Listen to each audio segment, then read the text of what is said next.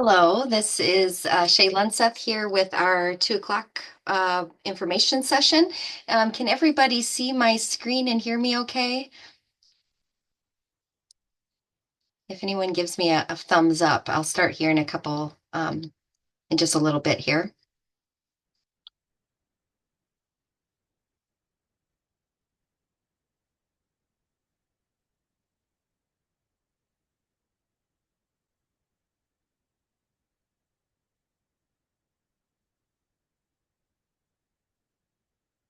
Okay, thank you, April, I think, for the thumbs up, or Jacqueline.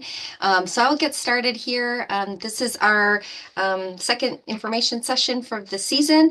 We plan to do more of these throughout the season, once a month, to just answer any questions that you have. I'll have a short presentation where I'll go over some information, and then we'll have some time at the end for you to ask questions. And hopefully you find this informative. If you have any opinions for things that we should be sharing in the future, I'd be very open to anybody giving me some suggestions on things that you'd like to see happen. Oh, is there sound available? So can you not hear me? I'm reading the chat right now. Can you guys hear me okay? Oh, I can okay, hear great. you. Perfect. Thank you. Okay. So welcome to the season. I know we're into the season now. We started it here in April. Now being May, we're moving from our initial corn gluten application as our pre-emergent round. That'll be ending next week, and then we'll move on to our post-emergent round. So I'm just going to go over some uh, our services, what to expect for the season, and then some add-on services that you can always consider. One new one for us is electric mowing. So I'll talk a little bit about that. And then always a good reminders to talk about watering tips as we enter into the summer. So our standard program, many of you have probably seen this before, but the standard program for us is going to be 4 trips. It's 7 services split out on those 4 trips. Our early spring application of corn gluten meal, that has a time frame, so we'll be ending that service next week. Moving on to our trip 2, which is liquid iron and organic fertilizer. Um, and not everyone's program is the same. This is the standard, but people can customize programs any way that they would wish. So just a recap on corn gluten meal. We went over this at our last information session that was last week, and we are putting those slides up on our YouTube page. We'll also be putting it on social media, so you can always refer back to more in-depth conversation about corn gluten. But corn gluten, we do source non-GMO corn gluten. It is our pre-emergent, so when it's put down at the right rates, it will have inhibiting root growth. It'll affect the growth of roots from forming on newly establishing plants. That does include seed. So that is something we have to be concerned with, is making sure we separate our corn gluten meal application from our seeding efforts in the spring. You can always ask us questions here in the office if you want to seed, and making sure that the timing is correct. But otherwise, a general rule is doing seeding 3 weeks before the corn gluten, or seeding 3 weeks after. You can seed sow grass seed immediately after the corn gluten application. If you do separate it with a layer of, we always recommend dry compost, but it could be topsoil, something that's creating a barrier so that that corn gluten doesn't inhibit the root formation of that newly establishing grass.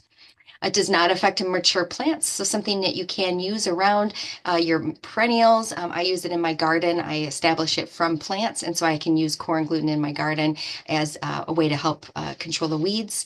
And again, timing and rates are critical. So if you ever want to do corn gluten on your own, just knowing that you have to put it on at a pretty large rate, and that the weed suppression it gets better with time. So the more that you apply the corn gluten, the more that we're working on that seed bank. So after 3 years, we can get about 75% suppression of new weeds. So that's going to be annual weeds, nothing that's perennial or exists from year to year. A little quick slide about organic fertilizer versus synthetic. Basically, the organic fertilizer, it needs microbes to be processed for the plant to take up those nutrients.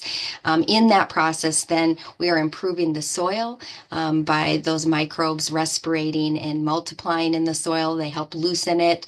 They help provide nutrients to that root zone of the plant. And that would also help with the water absorption abilities and water holding capabilities of the soil. And that's going to help create a stronger grass plant, and a stronger grass plant with support of microbes is going to be more resistant to disease and weed pressures. And that would be different than synthetic, where synthetic has a very specific purpose. If the plant does not need it at the time of application, those nutrients and nitrogens, specifically can get wasted and washed away into our water. And everything that's organic has to be processed when the plant needs it. If the plant doesn't need it, then that fertilizer stays in the soil for when it's ready to be used. And so the grass plant roots talk to the microbes and help say when it needs nutrition and when it doesn't. And so this slide just shows the difference where a chemical fertilizer is doing a specific thing directly to the grass plant. Organic works differently, where we are feeding the soil that helps the roots uptake nutrition to the grass plant. Chelated iron, so that's our next service. We'll be starting soon. As you can probably notice, the dandelions are starting to bloom. So the chelated iron is something that works well on dandelions. We need them to be out to be able to work. So we do want those dandelions to come in the lawn. We don't want to apply it too soon because we do need the plants there to be able to suppress them. And we call it liquid iron in our language. It's chelated iron. So that is iron that is disguised as an amino acid. It allows the plant to take up very quickly. Some plants will overdose on that iron, which you can see from this image. That overdose will start to look kind of like a blackening purple on the plant. Some of those plants can survive through it, and so that would be multiple applications of iron can help as those plants that are recovering through that iron overdose. We can continue to stress it out, and that's how it will start to eradicate the weed. And it's safe for kids and pets to go into the lawn after it dries. Drying period is usually anywhere between 20 minutes and an hour, depending on our humidity. And so once it's dry to the touch, you're okay to enter the lawn. And then we can do the iron applications late into the fall, and that's because our degree temperature is pretty low, so we can still apply it late in the season. We do have to be careful during the season so that iron application may get rescheduled if it is too hot at the time of application. So the chelated iron, we can blanket spray a lawn because the grass is a monocot plant, and that will only take up as much iron as it needs, and then it will shut off. Dicots won't have any receptors to shut it off, so they will continue to uptake the iron. And then please note that there's some weeds the iron is not going to work against. Some it needs multiple applications to be successful. So very specifically, creeping Charlie, thistles, plantains, clover. Those all need 3 or 4 applications to be able to suppress the weed. They need continued stress. Saving one of those applications for the late fall when the weed is dormant or preparing for dormancy in a more weakened state. If we hit it when it's weak, we have a better chance of getting rid of it. So you can see this is another example of the iron when it's actively working. So you can see the edges of that plant is kind of turning purple, blackish. Sometimes, so things like thistle, it may recover through it. It's got a thick leaf on it. So that's why we would time it 3 weeks apart. So as it's recovering, we're hitting it again to continue to stress that out until it stops recovering. So a lot of services that we're doing in this beginning part of the season, that's going to be our weed control. So corn gluten is our pre-emergent. We have our liquid iron as our post-emergent. Again, that doesn't work for all weeds, some weeds. And my last presentation showed images of all the weeds that it is rated to suppress. So that might be something we can share again, so you can get a visual of that. Some weeds need multiple applications of iron. We try to put that in all of our estimates each year to remind people you may not know what weeds are there, so you can always ask the question, share pictures, and we can help guide you to see if multiple liquid irons is something that you need. Another part of our weed control process is sowing allelopathic grass species.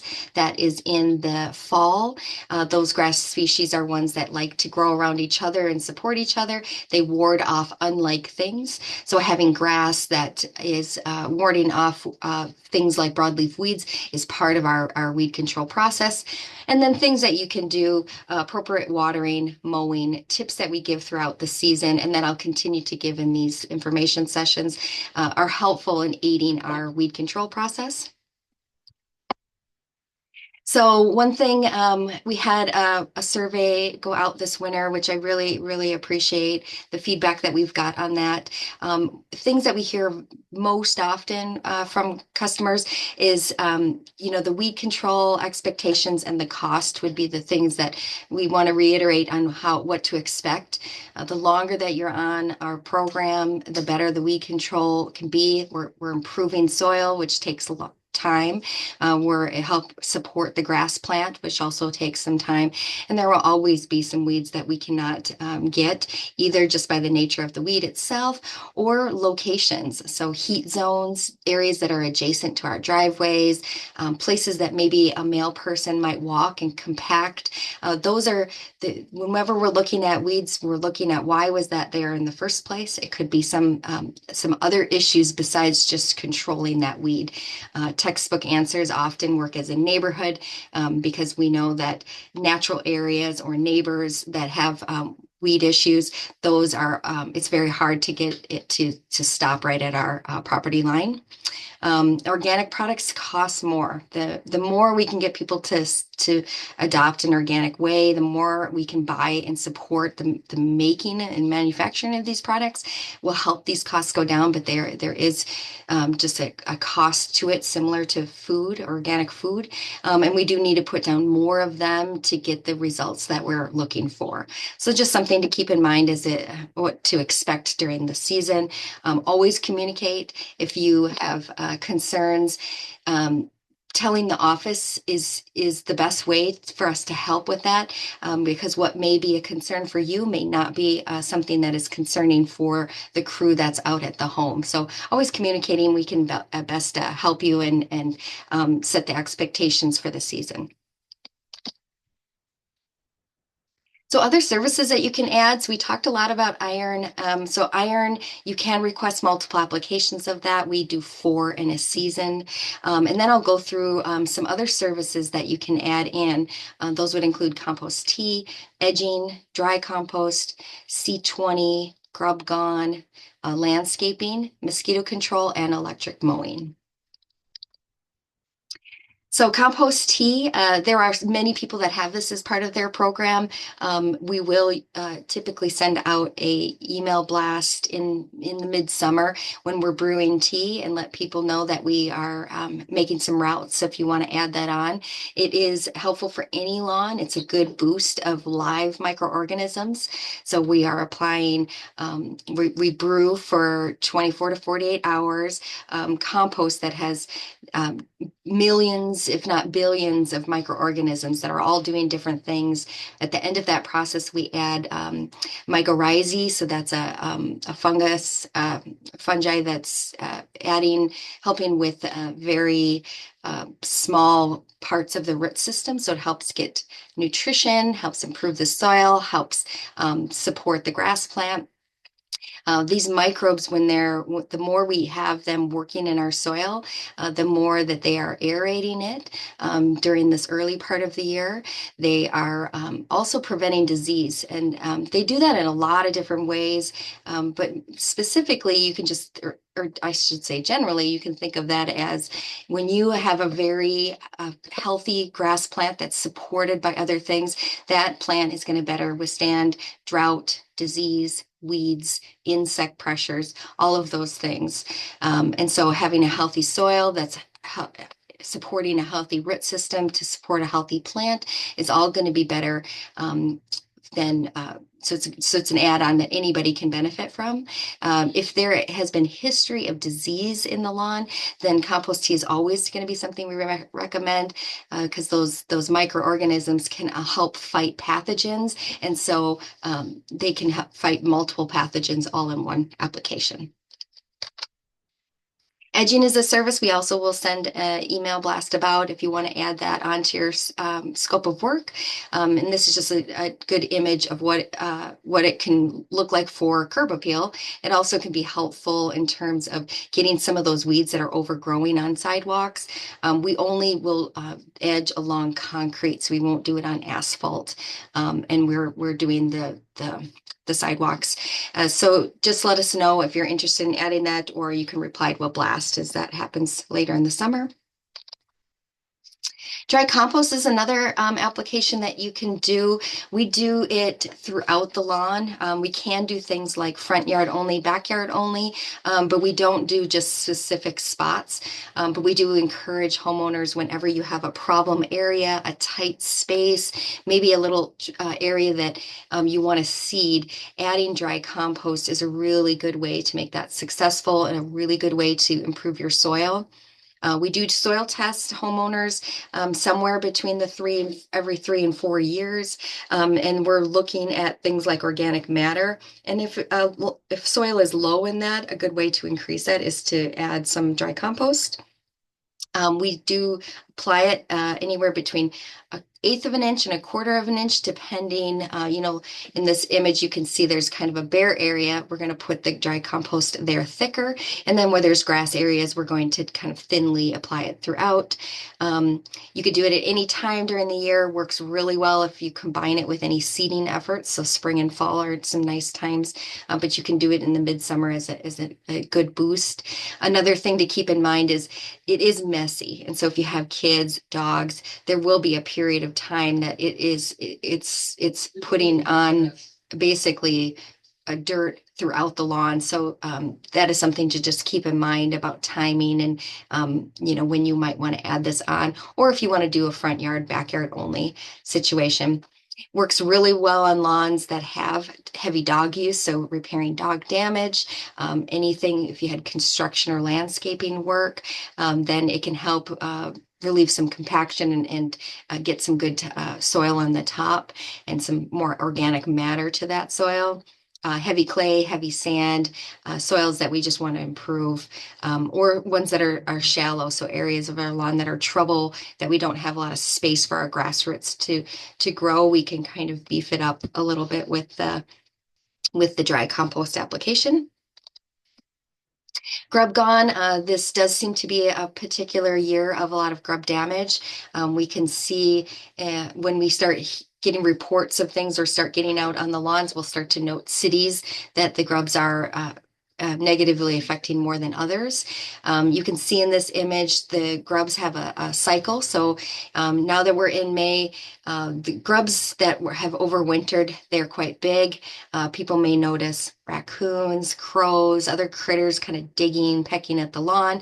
That's because those grubs are large. They're coming near to the surface, and they're food source for many different kinds of animals. But then in June, they're going to start to molt and become adult adult beetles. Those beetles will fly around. They typically have a 3 mile radius, but they will typically return to where they were born or close to where they were born, and they will lay eggs each night throughout the summer. So grub gun is a bacteria.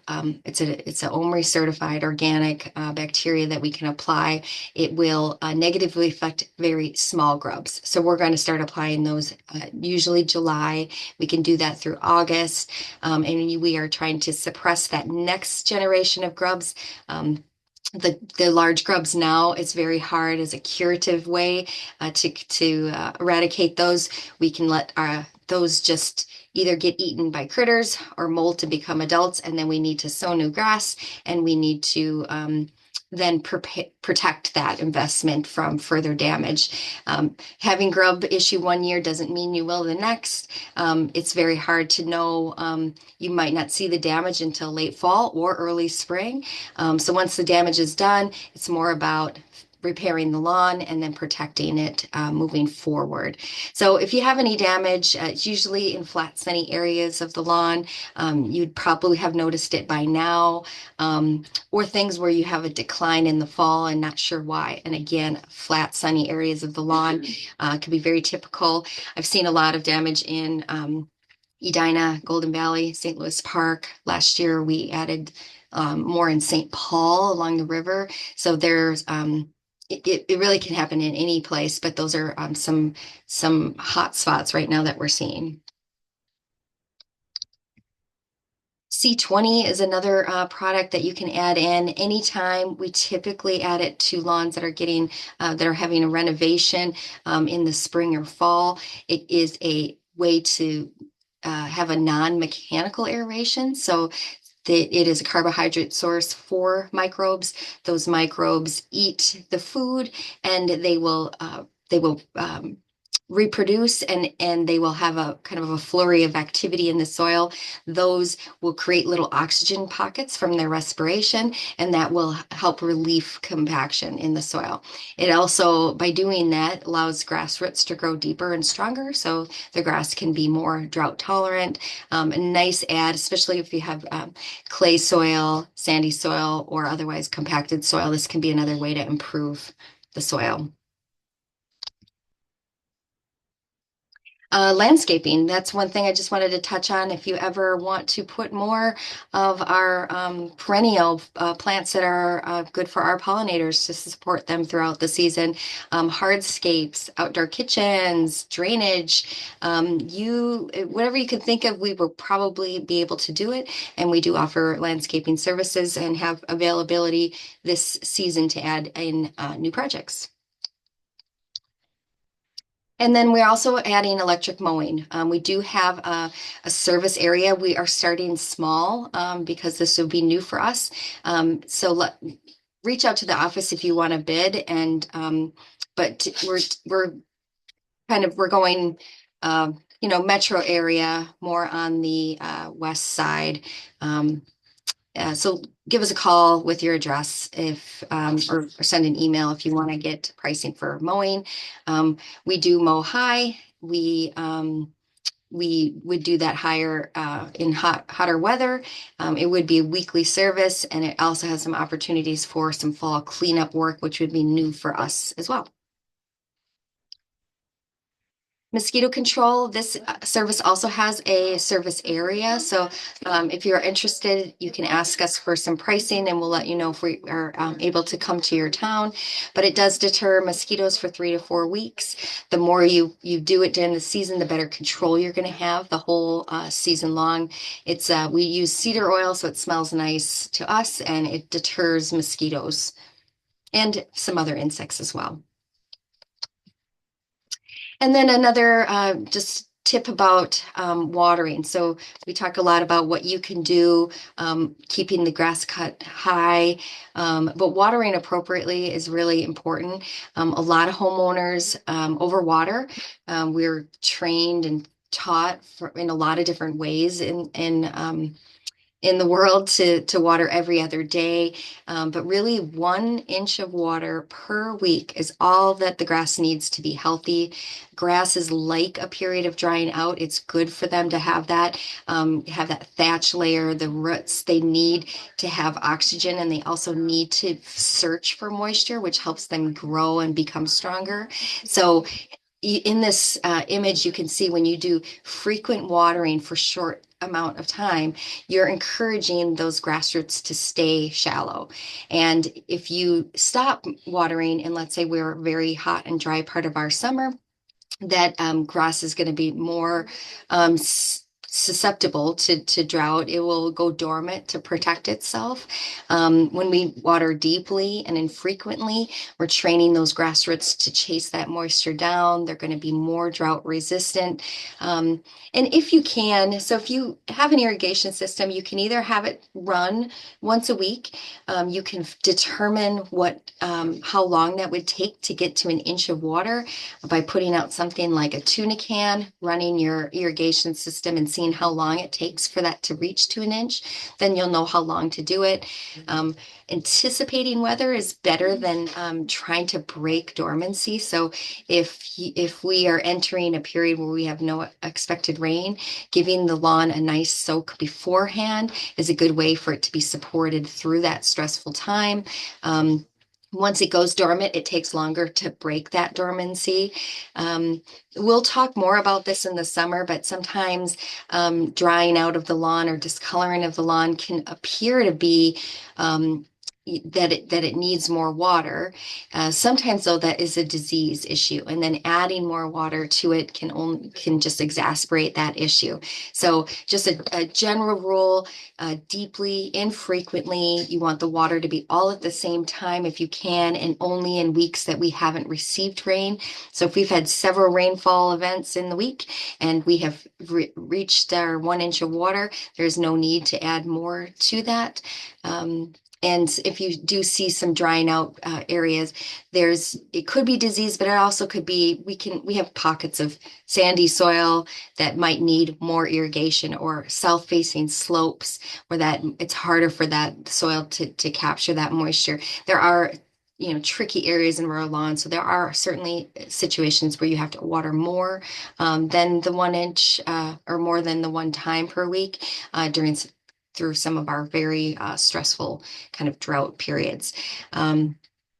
But otherwise, yeah, if you can keep your irrigation in the off position and turn it on only when you need it, that's the best way to conserve water and to allow that grass plant to stay healthy and keep it from having too much moisture in the thatch layer. And that's the end of my slides right now. Um, Oh, I have a question. Best course of action for pet urine spots. Yeah, that's a good question. The best answer that I have for that is really diluting it with water is the best way. So if you have an area that the dog urinates a lot, going in afterwards and sprinkling it with water is helpful. Pet urine is an excess of nitrogen. So you can see that in some lawns that might not have enough nitrogen in it, they can appear as growth spots. And then when the lawn has enough nitrogen, then it's basically a burnout from the excess.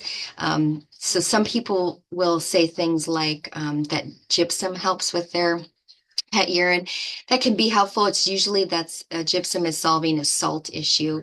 And so it's usually the excess nitrogen. Another thing for the pet spots is you can add in dry compost and seed those areas to help just repair the lawn, because that grass has had too much. It's dying, and so repairing it, adding more organic matter will help repair those spots. Um, so then I have another question about, I do watering from outdoor faucet. What equipment is most efficient for whole average size lot? That is, I get asked that question a lot too, and it's really you want a sprinkler system or a sprinkler set that can put an even amount of watering. I think most of them that's what their attempt to do is even watering, moving the hoses around. Is kind of what you have to do when you don't have the irrigation. I have seen those little they kind of run on a track and so it moves throughout the lawn. I can look up some information on that to share, but I don't have any uh, specific examples of sprinkler systems. So another question here. My landscaper recommended I apply lime under my maple trees to help the grass. She says that maples leaves and roots acidify the soil. She also recommended gypsum for the lawn to help with clay soil in Woodbury. Do you have an opinion about these applications? I do have a pretty strong opinion about lime. Minnesota, generally, we all have high pH soils, higher than other parts of the country. That is because the limestone makes up the base material of a lot of our soils. The calcareous nature of that makes them us have higher pHs. Lime will increase pH, and so if you increase it outside of a range that can grow good grass, that's when you'd want to be concerned because you really don't want to apply lime unless you have a soil test that says you need it. We do a lot of soil tests. I've only one time seen somebody who needed a liming application, and that was because of a new pet was on some medication that really messed with the pH of that soil. And so we needed to increase it. So we put lime on there. Other than that, in 15 years, I've never seen uh, other cases where lime is necessary. Um, and then gypsum for clay soil, I've heard that as well. It, Textbook answer, it's not necessarily putting gypsum is going to help with your clay soil. It's something that I always say you can try. You can put things down and see what it does. If you think it helps or seeing some improvement, that would be fine. It does not conflict with any services that we do, so it's fine application to do. We do not apply gypsum because the science behind the reasonings, it doesn't really fit into our the model of what we're offering. Okay, so I answered that question. I'm sorry, I'm just reading these as I go. Are patches of moss a sign of acid soil? Moss is actually a sign of soil that is not filtering water appropriately. So a lot of times I see it in shade, clay soil. That water is kind of sitting on top, it's not moving anywhere, and that's a great way for moss to grow. Our liquid iron can actually treat moss, it can kill it. But the moss will just return if the underlying issue doesn't improve. So if we still have a shaded area that's holding water, that's a clay soil, then that moss is going to continue to return. So typically when I see that, I think of compaction, I think of clay soil. And so again, the things we've mentioned about improving that C20, dry compost, compost tea, just organic program, all of those can help over time.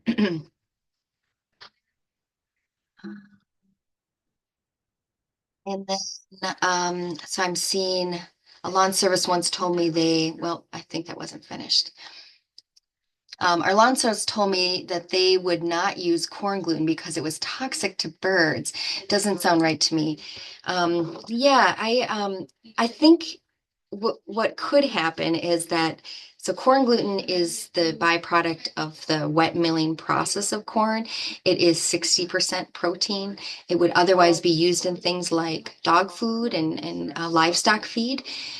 So when certain animals, I guess, eats anything in excess, it could make them sick. Usually that would be like a dog. If it just went in the lawn and ate all of it up, it will generally throw up because they just ate too much of it. We use non-GMO corn. I guess corn isn't something that you want to necessarily feed wild animals. It's not part of their normal diet. One thing that you can always do, especially if you have a lot of wildlife in the lawn, is water that corn gluten in so that it gets to the soil quicker. The more quickly it kind of degrades into the soil, then there's not going to be that food source for the critters to go crazy for. But I will do a little digging into if it's toxic to birds because I have not heard that. I have not heard that before. So are you considering adding different kinds of seed for lawn applications like TCB lawn seed mix? Yes, we have. So TC, I think, is Twin City Seed, I'm assuming, and we can do lots of different types of grass seed. So we usually are using. Well, in the past, Twin City Seed had offered a U of M B-Lon mix. That's what we would typically use. There's other places that have other pollinator B-Lon mixes that are a bit different. I know Twin City Seed has changed theirs up this year, and we would be supporting. They have changed. They have taken out. Oh gosh, I know I'm going to forget. They took out the creeping thyme and they added in a different flowering plant that is better for pollinators and establishes and stays in the lawn longer. They're having some trouble with that creeping thyme over time being persistent in the lawn. So they are experts there, and we definitely support them and the changing of their mixes. We do offer we can always do clover seed with your seeding. We can do micro clover. We can do specific types of grasses if there's a need for that. So you can always request it. If you always want to know what's in our grass mix, we are happy to share what we do. We look at NTEP studies every year and look at grasses that are doing well in Minnesota. We look at ones that are overwintering well, that they have allelopathic characteristics, and that are low maintenance. So we always want to promote varieties that require less nitrogen, require less sunlight, require less water. Over time, you don't have to input as much, and that is what a true organic lawn should be. Low maintenance that we don't need to support. Things like Kentucky bluegrass need a lot of nitrogen, a lot of sunlight, and a lot of water to keep that healthy. So our sunshade mix always includes some Kentucky bluegrass, but it is mostly fine fescues. Our shade only mix is all fine fescues, and those seed mixes we work with Twin City Seed on adjusting those every year to what we're seeing from research, and so that's how we choose our grass seed. So you can always ask us questions about that, or if you want something specific, we're happy to help with that. Tall fescue is another one that we do a good amount on, and that is a very durable, very drought resistant grass. So areas where there might be like a lot of traffic, a lot of dog use, tall fescue can be a really good solution for a hardier, sturdier grass option. So let us know if that's something that interests you as well. We really, really support the fine fescues here in Minnesota. Um, should we start our lawn watering now? I think it would be okay to do now. And again, we're look at the weather. So we've had some rain this week. So right now, today wouldn't be really necessary. But I do believe our weather is going to be warming this weekend. And so it's a good time to start the watering practice. I never give specific times. I always like to just talk about what the weather is doing. Typically, now that doesn't mean anything nowadays, but in the past, spring has always provided a lot of water and moisture, and that we never really had to turn on our irrigation until that July, August time frame. But we have had some springs that are very dry. And so we really just look at the forecasted moisture and look at what we've had the week prior and just make sure we don't need to overwater now. But when we do things like apply the corn gluten in, if you want to water that in to keep it away from some of the critters, yeah, that would be a good time to get it going here to be able to water that in. Um, So another question is, how do you handle iron applications when you have pollinator lawn getting established? That is a very good question. When we sow a pollinator lawn, a bee lawn, a clover lawn, micro clover lawn, we will not apply any iron after that in our program. If you are establishing a pollinator lawn and did that previous to us, sharing that with the office, we will adjust your program accordingly because we do want to keep that iron application off. It gets to be a bit of a tricky situation when you have plants that you want for the pollinators, like white clover, that the iron is going to suppress. So we want to communicate about that because we might say if you have a weed like creeping Charlie come in on that bee lawn, we can't control that creeping Charlie without killing some of the other things. So then it's a matter of what's important at that time. Is it important to just get one thing under control and then reestablish it? We'll talk about hand raking things or hand pulling. That could be a strategy, but it does get to be a bit difficult with some of our flowering plants in our lawn and in the iron application. Clover on a generally will not die with one application of iron. So sometimes it'll turn that black purple color that we saw earlier in those images, but we'll recover through that.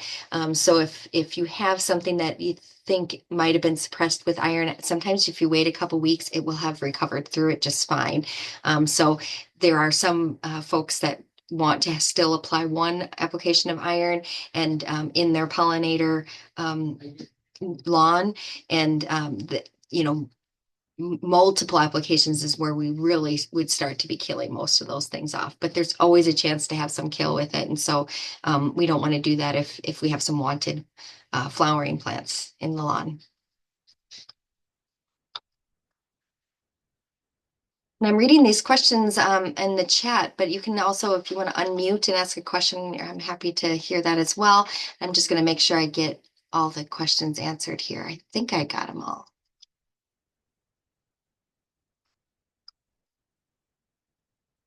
Does anyone have any other questions?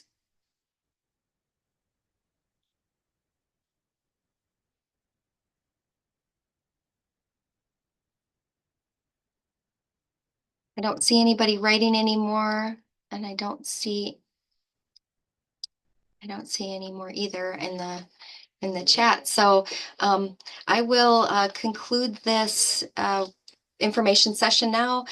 This recording will go up on YouTube and on our social media. If you want the slides or the presentation emailed to you, just let me know. My email is Shay, SHAY, at Team Lunseth. Lunseth does not have a D, so it's LUNSETH. .com. So if you want to email me directly, I can share that with you. If you have any questions you want to ask privately, I'd be happy to answer it. And through the season, just let us know. We're here to help. I really appreciate you coming and participating today, and we'll send out a link for the next date when we have it. Thank you.